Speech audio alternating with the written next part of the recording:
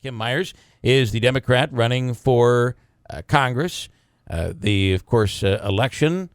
She won't be dealing with any of the primaries. This upcoming primary is a state primary. And, of course, the next time that you'll be voting on the congressional seat will be in November on Election Day. Kim Myers on the line right now. Good morning, Kim. Thanks for coming on the radio. Hi, how are you? Thanks for having me. Good. All right, so you're in the heat of the campaign now. Obviously, once you hit Labor Day, there's no turning back. But this is a pretty heated time. Give us an update on what's going on out there on the trail. Well, heated is, relative to the weather, I suppose, and it has been a pretty hot summer. But we've just been, going along, doing what we should do, getting to see and meet as many people, hearing as many issues and as many problems as people want to share with us. We have a great campaign and really been humbled by the number of people who have come out in support of us, both financially and just saying, we're for you and what can we do? Every day we have people showing up saying, just tell me what I can do, make phone calls, canvas. And so we're doing well, I think. It has been the talk, a lot of people anticipating upcoming debates between the three of you. And tell me, when do you have any dates for us on when the first debate's going to be? I do not. Sorry about that. But you will be participating in all the debates? We will. We've been invited to many, and our scheduler is working as to what's going to work out the best. Got it.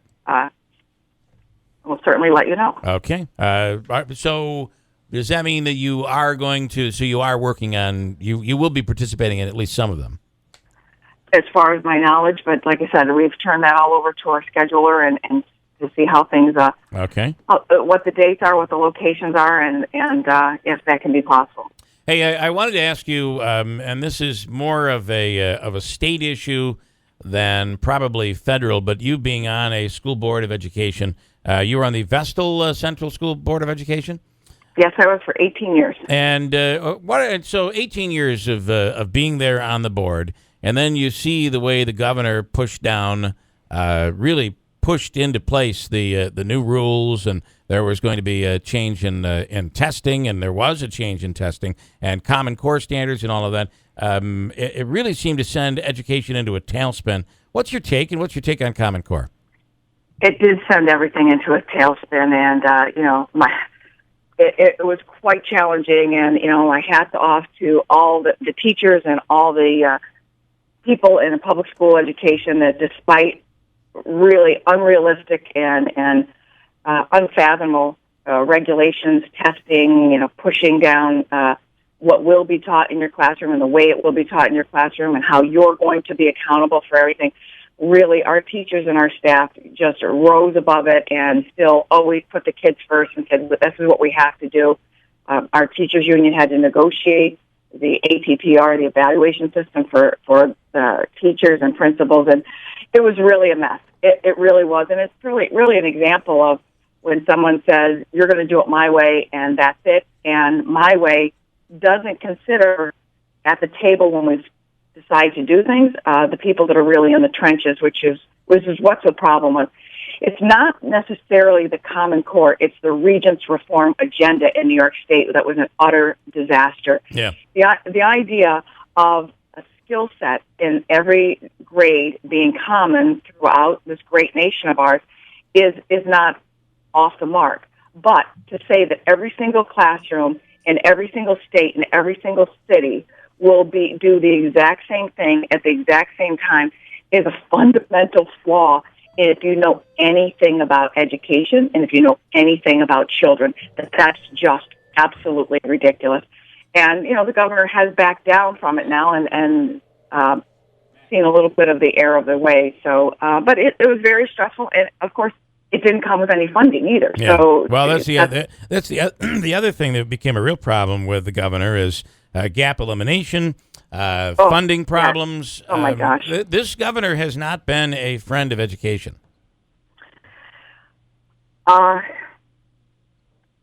Let me just say, education is the most important thing that a community can do for its children. I firmly believe that. And to have a top-down thing, you're going to just do it all my way, is fundamentally disrespectful, much less ineffective. Yeah. Very ineffective. And so I do put the faith in our school districts and our teachers who are there for the right reason. They're there for the kids, and we will prevail. Our public schools always do, but they have had undue stress put on them, as you said, not only from mandates, but from the lack of funding and the decrease in funding. I always just thought it was, I would be screaming at the TV and the radio on the idea that a teacher could be evaluated based on her student's tests. And that doesn't take into account if that student walks in the door and hasn't had breakfast, doesn't have a stable home life, any number of things that many children are facing before they even walk through the door. Yeah. We're not going to address education and the problems with education until we address poverty. One of the things that Donald Trump has talked about is, if he becomes president, would be to get rid of Common Core altogether and put everything back onto the states. Would that be a mistake? I think there's somewhere in between. Like I said, the idea of Common Core has a bad name now. It just, because it's not, in my opinion, people have a connotation of not what it is. Common Core is having a common set of skill sets in every grade. As I said, in fourth grade, when you leave fourth grade, this is the skill set that you should leave fourth grade with. But it does not and should not mean, as I said, every single fourth grade across the United States is going to teach the same thing the same way, and that's going to be dictated. You have to have local control. You have to have individual teacher classroom control. She knows the individual students. And by the way, that's what they are. They're individual students with a varied learning style, with varied learning abilities. Yeah. And one size does not fit all. We just saw a report yesterday. It was a survey done, and it ranked across the United States the cities in the United States that have the most job loss. And there were 5 cities, including Utica-Rome, on the list. I think Utica-Rome was 28th, but Binghamton, where you went to high school, Binghamton was in the top 10, one of the worst in the country for losing jobs over the course of the last 4 years. How do we stop that, and what would you be able to do? One of your opponents is really big on creating jobs. How would you do that? How would you create jobs in upstate? And to create jobs in upstate New York, we have to, and you're right at the beginning of the program when you said a lot of this is at the state level, but at the federal level, you can help as well. But we have to make upstate New York a more business-friendly environment. We have to encourage businesses to come here. And one of the things that I actually was just talking to a company yesterday, they actually have a plant in Binghamton, and they have a plant in Binghamton, International Paper.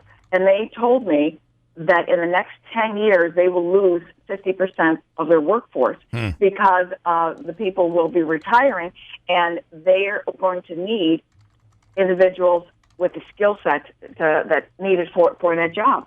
And one of the things that I've said is that we need to partner our educational systems, whether it be our public schools or our great colleges and universities, to look at businesses like that and have them partner with us. What are the skill sets you're looking for so that our students can walk out of sometimes high school, community college, or college, and they have the skill sets that our local jobs are looking for.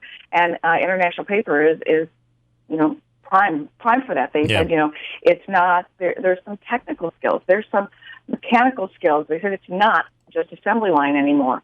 And I thought that was very encouraging, and I said to them, please, tell me how I can help. Let's sit down with our schools. So that's one of the prime reasons, or the prime ways that we can create jobs, is just looking at what we do have and what are we needing in the future, and make sure that we have a workforce.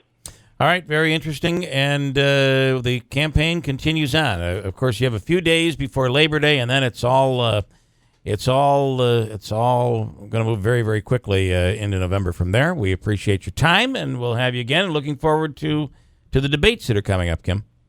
Thank you very much. Thanks for having me, and enjoy the last bits of summer that we have. The last bits. All right, Kim Myers, thanks so much. Appreciate it.